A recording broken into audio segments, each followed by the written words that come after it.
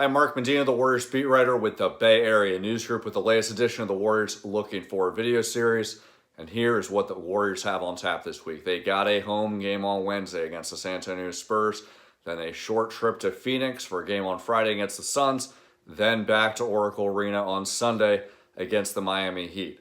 So the Warriors can look at this upcoming schedule two ways. One, the Warriors are going to have some extra days of rest and practice. They took off on Super Bowl Sunday, both to enjoy the football game and to rest, and that could come in handy for guys like Draymond Green. He did have a tweak to his right ankle in Saturday's game against the Los Angeles Lakers, and Steve Kerr, he had said that he didn't limit his minutes in the second half because of the ankle. It was more his foul trouble. He had 5, but Draymond Green afterwards was limping a little bit around the locker room and even told me that he still feels pretty sore. So that's yet another injury for Draymond to monitor after he had already missed 13 games this season with his injury to his right toe and his right foot, also missing 3 preseason games with his left knee. The other thing is going to be all about the February 7th trade deadline. Now, don't expect that the Warriors are going to be shopping around and making deals. They have 5 All-Stars with Steph Curry, Kevin Durant,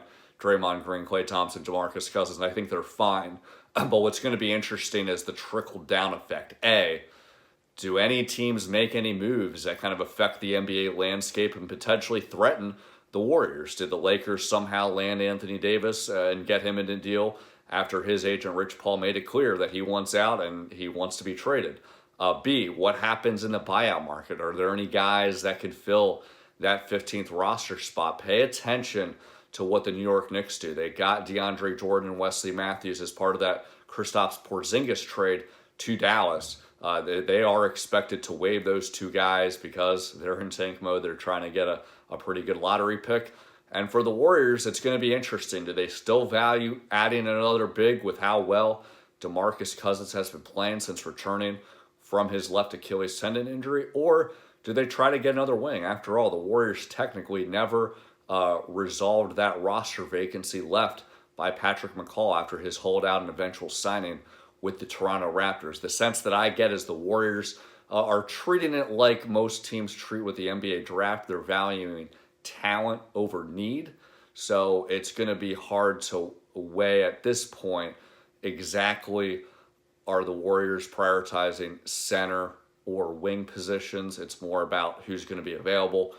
So we'll see how that all happens. Warriors GM Bob Myers should be talking with a few of us this week, perhaps, to provide clarity on the team's thinking before the trade deadline on February 7th. Be sure to check out those stories at mercurynews.com and eastbaytimes.com. You can subscribe to either website for a pretty good deal for $40 a year, 11 cents a day. You also get a free Warriors Championship commemorative book. Be sure to follow the Warriors HQ newsletter to hit your inbox every morning. Follow me on Twitter, MarkG_Medina, for all the latest updates from Warriors practices and games. And be sure to tune in every week to the Warriors Looking Forward video series. But for now, thanks so much for watching.